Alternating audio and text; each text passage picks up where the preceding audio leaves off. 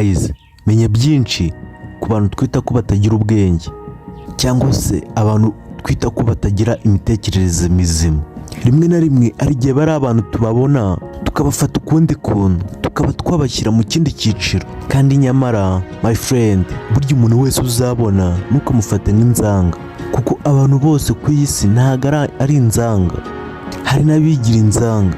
Abantu barahindutse, usigaye ugendana n'umuntu mu muhanda cyangwa se ahandi hantu akakwereka ko yigize inzanga mu muhanda, cyangwa se akakwereka ko yigize inzanga ahantu mwicaranye, cyangwa se n'ibyo muvuga. My friend, nugendana n'umuntu yaba umwana cyangwa umuntu mukuru uko yaba ameze kose, inshuti yanjye tugarukire hafi. Abantu bose barahindutse, bamenye ubwenge.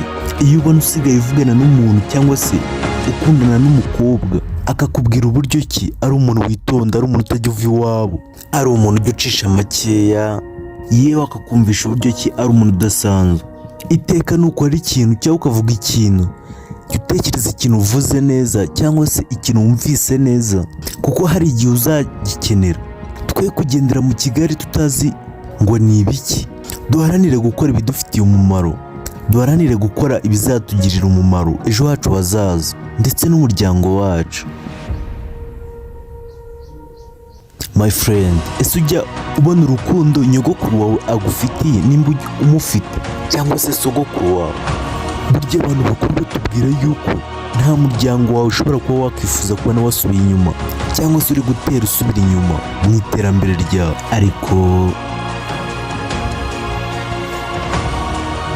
biroroshye cyane kubona inshuti mugendana, musangira, muvugana buri munsi, ariyo ishobora kwishimira iteranyuma ryawe, ariyo ishobora kubona uri gusubira inyuma, ikaba ariyo ishobora kwishima cyane. Inshuti, twagize amahirwe tuvukira mu gihugu gisa nk'aho ari paradizo. Hari benshi cyane batajya batekereza cyangwa bumva amahirwe twagize. Ikindi, hari igihe usanga nk'urubyiruko, hari nk'igihe abantu bakuru barwicaza bakaruganiriza, barubwira amakosa rukora, ugasanga bo imitekerereze yabo bakumva abantu bakuru barababangamira, bakumva ibyo bababwira ntabwo babyumva, kuko bitari kumacinga cyangwa bitari guhura n'imitekerereze yabo. Bakumva ko ari urwango babafitiye, kandi nyamara ari uguharanira iterambere ryabo. Inshuti yanjye, ese nawe mu byo ujya wumva cyangwa ujya uzirikana, umenya yuko isi ari gatebe gatoki. So ndavuga uyu munsi ushobora kuba uhagaze neza ariko ejo bikanga, ushobora kuba umeze neza kano kanya ariko next time bikaba byanze. Rero nimba wumva ushaka gutera imbere cyangwa se wumva ushaka gufunguka mu mutwe, ndagira ngo wumve aya magambo.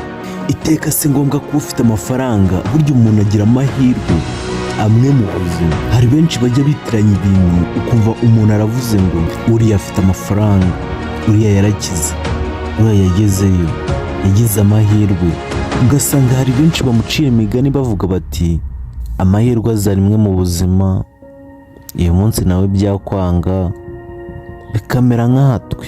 Inshuti yanjye, nimba uzi neza kuri muzima, nta kibazo na kimwe ufite, ugenda bikemera, wavuga bikemera, yewe waseka bikemera, why not uvuga yuko nta mahirwe ufite?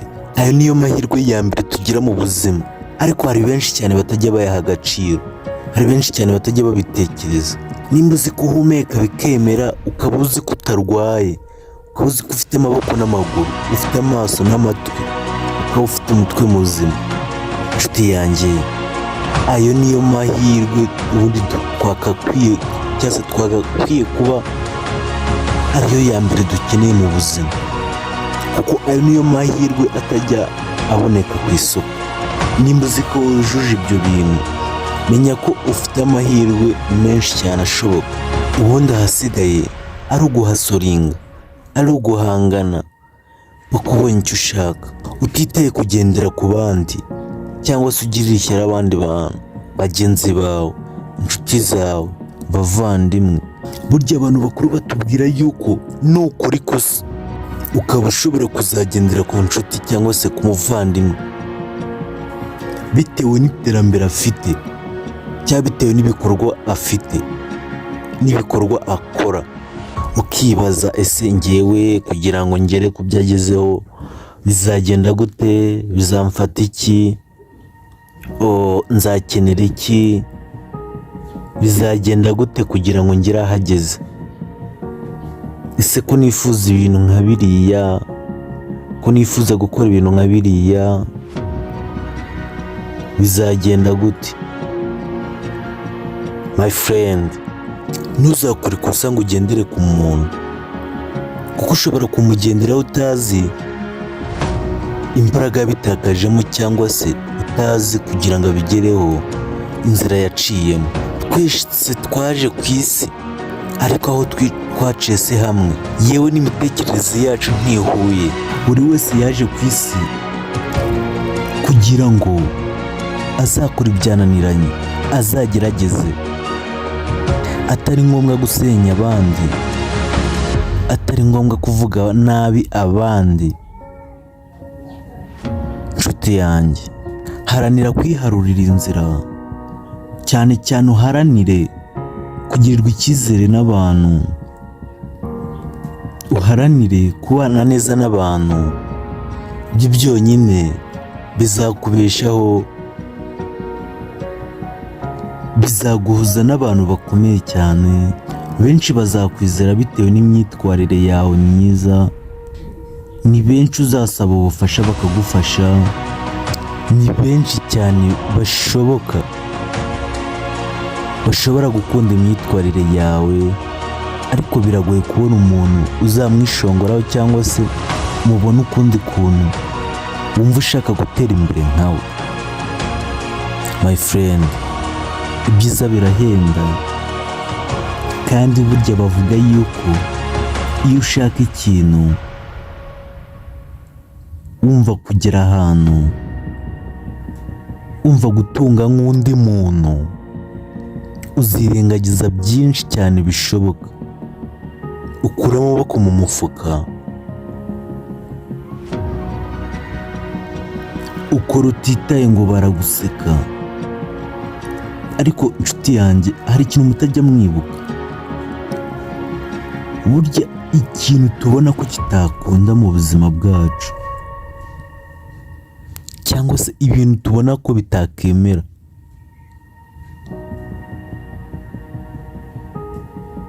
ibintu duhora dufeka, dufata ukundi kuntu. Burya abahanga mu by'ubuzima batubwira yuko ibintu tuzabona tugafeka cyangwa tugatekereza ukundi kuntu, twe tukumva ko bitashoboka, nibyo biba bishoboka 100%. So ndavuga ahangaha, burya nukora ikintu wanga,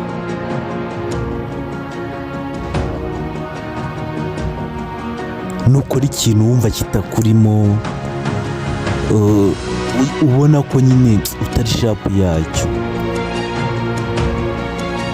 kandi hakabaho naho ukora ikintu wumva ugikunze ariko kikaba ukundi kuntu utifuza. Nshuti yanjye, burya cya kintu tubona ko kidakunda, cya kintu tubona ko twagerageza ntigikunde, iteka hari igihe Imana iba aricyo yashyizemo imigisha yawe. Kandi igihe uzabona ugiye gutsindwa, uzirikana yuko ariko gutsinda kwawe, ibyiza biba biteganyijwe, biba biri aho ngaho. Ariko iyo ugiye gutsindwa, iyo wumva ko ugiye gutsindwa, ntabwo bigaragara neza imbere y'Imana cyangwa se imbere y'umutima wawe.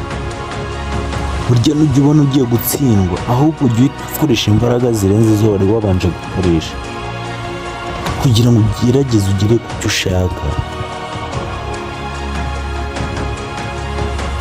Tugerageze tugere ku byo dushaka.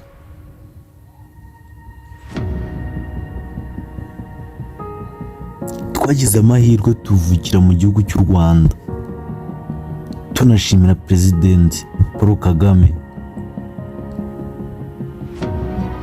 Hari byinshi yagiye atubwira tuba tugomba kubyaza umusaruro.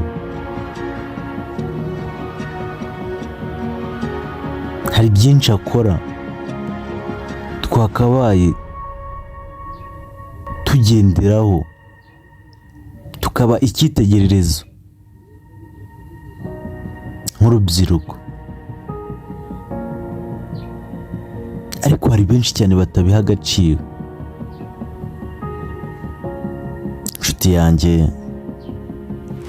my friend, njyewe ucyumva ndacyari Dr. Singa TV nk'ibisanzwe.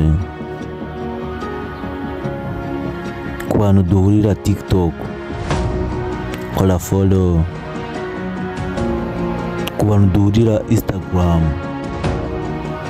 kora follow. Ku bantu duhurira kuri YouTube, nitwa Dr. Singa TV.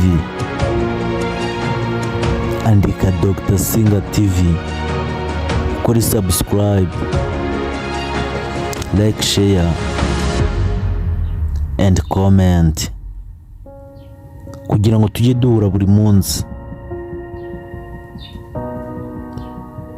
mu biganiro byanjye murankora. Ciao ciao, ndabakunda cyane.